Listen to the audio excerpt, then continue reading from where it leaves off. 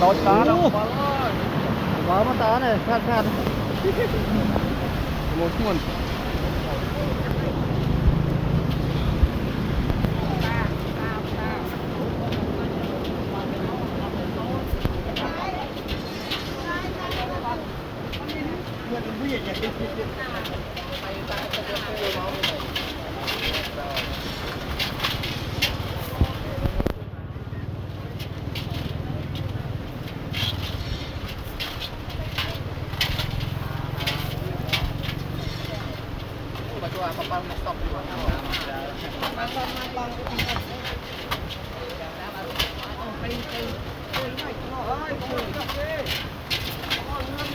Là bán này.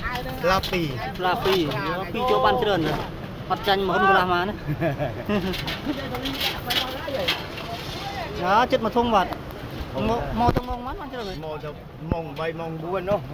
Nia bị trơn. Nia trơn rồi ban mặt răng này. Ban mặt răng cho nia làm ban là ngay ban là trăm của mình tôi ngay mà không sư bảo hốc ăn trơn. Sinh tóc cái ơi.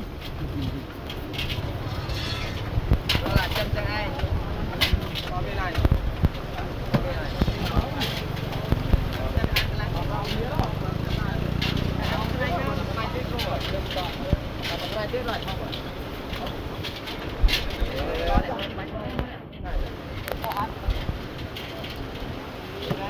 Cái cua không? Đặt lâu á, vậy